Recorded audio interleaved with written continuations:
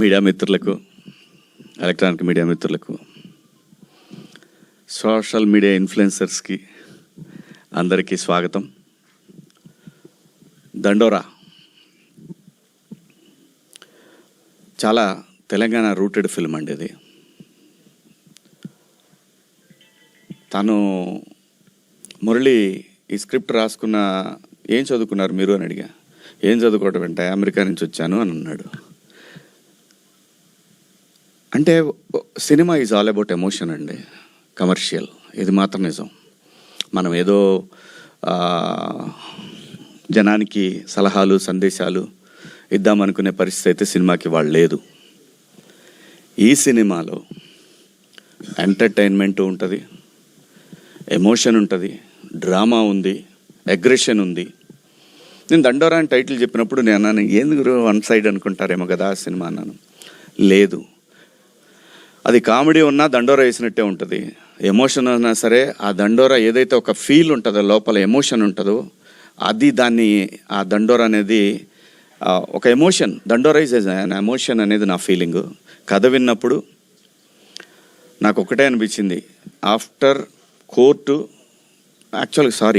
కన్నా ముందే ఈ సినిమా నేను కమిట్ అయ్యాను. కంటెంట్ ఫుల్లీ లోడెడ్ ఫిల్మ్ అండి. ఇది మనం ఇలా మాట్లాడగానే, లేదంటే మనం ఇలా బాధపడి చెప్పగానే సినిమా చూస్తారనుకునే రోజులు లేవు. ఎవ్వడికి అలాంటి ఓపిక లేదు, అంత టైము లేదు. ఫార్వర్డ్ చేయటంలోనే ఉంటారు మనం ఏం చేసినా. అది కాకుండా ఇది కంటెంట్ ఓరియంటెడ్ ఫిలిం. ఇది మనకి తమిళ్లో వచ్చినా, ఏ లాంగ్వేజ్లో వచ్చినా ఈ సినిమా ఆడుద్దండి, అంతవరకు అయితే కన్ఫామ్. ఇది నా అభిప్రాయం.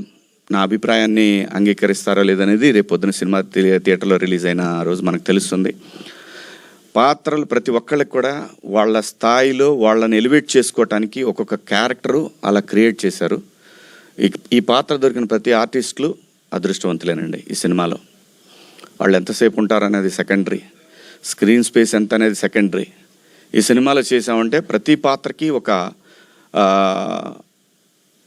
తన యొక్క సెల్ఫ్ రెస్పెక్ట్ ఉంటుంది ఆ క్యారెక్టర్. ప్రతిదానికి ఒక సెల్ఫ్ రెస్పెక్ట్ ఉంటుంది ఆ క్యారెక్టర్కి. అంత బాగా కుదిరింది ఈ సినిమా. అలాగే బెన్నీ గారు వచ్చి చెప్పారు. బెన్నీ గారు ఇట్లా ఫోన్ చేసి, మా ఫ్రెండ్ అదే 90s ప్రొడ్యూసర్ ద్వారా ఫోన్ చేశారు నాకు. ఫోన్ చేస్తే రండి కథ విందామని చెప్పాను. వచ్చారు. ఆయన ఏదో అట్లా ఓ పక్కన అలా కూర్చున్నారు. కథ ఈయన చెప్పారు. ఆయన మాట్లాడలేదు. ఆయన చెప్పేసి ఆయన వెళ్ళిపోయారు. తర్వాత రవి గారు కథ చెప్పారు నాకు, మురళి గారు. నాకు అనిపించింది అనమాట చాలా. ఆ క్షణంలో నేను ఏదైతే 90s చేసేటప్పుడు ఒక మిడిల్ క్లాస్ ఫాదరు ఎలా స్ట్రగుల్ అవుతాడనేది ఎలాగైతే నేను ఆ సిరీస్లో అతను చెప్తున్నాను సేపు నాలో ఏం ఎక్స్ప్రెషన్ లేదు.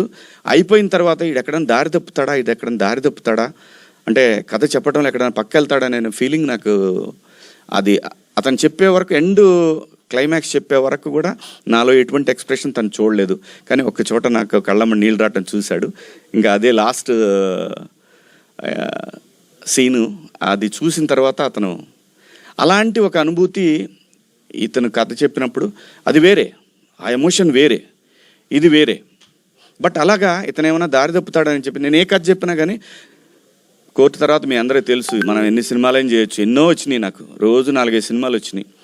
ఎందుకంటే 13 సంవత్సరాలు సస్టైన్ అయ్యాను. సినిమా డబ్బులు లేకుండా, సినిమా పని చేయకుండా సస్టైన్ అయినండి. డబ్బుల కోసం ఏది పడితే అది చేయాలనే ఉద్దేశం నాకైతే లేదు. ప్రజలు నాకు ఒక రెస్పెక్ట్ ఇచ్చారు, దాన్ని కాపాడుకోవాలనే ఉద్దేశంలోనే. డబ్బులు మనకి ఎంత రావాలో అంత భగవంతుడు అది ఆయన డిసైడ్ చేస్తాడు. ఆ డిపాజిట్ అది ఎప్పుడు రావాలో అప్పుడు వస్తూ ఉంటుంది. అలా మంచి పాత్రలు చేయాలి, ఎట్టి పరిస్థితుల్లో కూడా మంచి కథలు చేయాలనే ఏంలో నేను విన్న 70-80 కథల్లో ఇది ఒక కథ అండి. అందులో నాకు నచ్చిన ఒక 10 కథల్లో ఇది ఒక కథ. ఏది, నేను రీఎంట్రీ తర్వాత నేను వచ్చినాక, మళ్ళీ ఇండస్ట్రీకి వచ్చిన తర్వాత అలాంటి ఒక గొప్ప కథ ఇది. ఎవ్రీథింగ్ ఎక్కడా కూడా మనకి వీళ్ళేదో మనకి వాయించేస్తారు, కులాలు మతాలు ఏం లేదండి. ఎక్కడ కూడా ఏ కులంలోనైనా ఇక్కడ 2 కులాలు, డబ్బున్నోడు లేనోడు, ఇవి 2 రాజ్యాన్ని ఏళ్తాయి. ఈ 2 నుంచే స్ట్రగుల్ ఉంటుంది. వాడేమో తొక్కాలని, వీడేమో తొక్కుతున్నాడు పైకి లేవాలని. ఇదే ఫీలింగ్ ఉంటుంది ఎక్కడ చూసినా సరే. అది మీడియా అయినా, సోషల్ మీడియా అయినా, ఎక్కడైనా సరే ఒకడు నేను నీకన్నా గొప్పవాడిని చెప్పాలనే ప్రయత్నమే జరుగుతూ ఉంటుంది ఎక్కడైనా సరే. ఇందులో పాత్రలు కూడా అలాగే ఒకడిని అవతల వాడిని గురించి తక్కువ అంచనా వేయటం అనేది మనిషికి సహజమైనటువంటి ఒక డిఎన్ఏలో అది వచ్చింది మనకి, అది ఎవల్యూషన్ అవుతూ వచ్చింది అది. అలాంటి ఒక మంచి కథను తీసుకున్నాను. ఎందుకంటే బెన్నీ గారు ఈయన కలర్ ఫోటో సినిమా, ఆ తర్వాత బెదుర్లంక, అది కమర్షియల్గా ఎంత ఆడింది అనేది పక్కన పెట్టి నాకు అనవసరం. బెదుర్లంక అనేది ఎలా, కానీ కాన్సెప్ట్ ఉంది చూసారా, అది ఈ కథలో కూడా ఖచ్చితంగా చెప్తున్నాను, ఇది దేశం మాట్లాడుతుందేమో అని అనిపిస్తూ ఉంది. అంటే దేశం మాట్లాడుతుంటే సినిమా ఫ్రెటర్నిటీ వాళ్ళు మాట్లాడతారని అనిపిస్తుంది దేశవ్యాప్తంగా. మంచి కథ, ఆర్టిస్టులు కూడా బాగా, ఏ ఆర్టిస్ట్కి ఇచ్చినా కానీ పండగేనండి. ప్రతి క్యారెక్టర్ పండగలా ఉంటుంది. అలాగే ఈ పెర్ఫార్మెన్స్లు చూసిన తర్వాత ఆయనకి పూనకం వస్తుంది అనేది కన్ఫామ్. నిజంగా అండి, అందరు ఎవ్వరు కూడా న్యాచురల్గా ఉంటే ప్రతి ఒక్క క్యారెక్టర్ కూడా అంత బ్రహ్మాండంగా ఆయన స్కోర్ అది బ్రహ్మాండంగా చేశారు. అలాగే ఇలాంటి సినిమా పట్టడం ఎడిటర్కి కూడా ఒక ఛాలెంజింగ్. డెఫినెట్గా ఏ ఎక్స్ప్రెషన్ క్యాప్చర్ చేయాలి, ఎక్కడ కట్ చేయాలి అనేది సతమతం అవుతారు ఖచ్చితంగా ఎడిటింగ్ టేబుల్ మీద. బట్ ఒక జడ్జిమెంట్కి వచ్చేస్తారు, డైరెక్టర్తో కూర్చొని వస్తారు, తనకి ఛాలెంజింగే. అంత బాగా చేశారు అందరూ కూడా, ప్రతి ఒక్కళ్ళు ఎవ్వరు కూడా వీళ్ళు బాగా చేశారు వీళ్ళు బాగా చేయలేదు లేదు. ప్రొడ్యూసర్ ఒక్కడ మాత్రం చాలా స్ట్రగుల్ అయ్యాడు. ఆబ్వియస్లీ అవుతారు కదా, ప్రతి ఒక్కడికి డబ్బులు ఇస్తేనే వస్తారు ఎవడైనా సరే. ఇవాళ పరిస్థితులలోనే డబ్బులు ఇస్తేనే పనిచేస్తారు. బట్ ఆ పెయిన్ ఉంటేనే దీనికి రెస్పాన్సిబిలిటీ ఉంటుంది. నేను చేశాను, 4 సినిమాలు చేశాను నేను.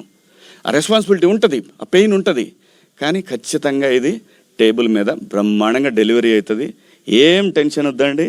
ఖచ్చితంగా 25వ తారీఖు క్రిస్మస్కి ముందుగా ఓవర్సీస్లో 23వ తారీఖు నుంచి ప్రీమియర్స్ ఉంటాయి. నేను ఇక్కడ కూడా అదే రోజు ఇద్దామండి. ఎందుకు భయపడాలి, మనం ఎందుకు భయపడాలి? కంటెంట్ ఉంది ఇక్కడ. సినిమాని నమ్మి, కథని నమ్మి చేసిన సినిమా బ్రహ్మాండంగా ఉంటుంది. మీరందరి ఆశీర్వాదం కావాలి. బాగాలేదు మనం ఎంత చెప్పినా కానీ, మనం ఎంత ఏం చేసినా కానీ వాళ్ళకి నచ్చని దాని గురించి రాయమన్నా రాయరు, అది పోదు పెన్ను. దానికి కూడా ఒక సెల్ఫ్ రెస్పెక్ట్ ఉంటుంది.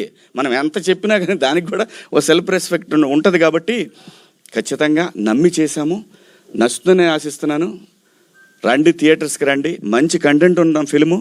25వ తారీఖు, 26, 27, 28 జనవరి 1 సెలబ్రేషన్స్ ఉంటాయి ఖచ్చితంగా. ఈ సినిమాకి సంబంధించి అందరం కలిసి ఎంజాయ్ చేద్దాం థియేటర్లో ప్లస్ బయట. థ్యాంక్ యూ అండి, థ్యాంక్ యూ అవకాశం ఇచ్చినందుకు. ఈ సినిమాకి బెన్నీ గారికి, అలాగే మురళీ గారికి, అలాగే సినిమాని ఎగ్జిబిట్ చేస్తున్న డిస్ట్రిబ్యూటర్స్ మైత్రి వారికి, అలాగే ప్రైమ్ షో వారికి అందరికి కూడా, అలాగే యుఎస్లో డిస్ట్రిబ్యూట్ చేస్తున్న భద్రకాళి వారికి అందరికి కూడా పేరు పేరున ధన్యవాదాలు. Thank you. మీడియా మిత్రులందరికీ కూడా thank you so much sir. Thank you.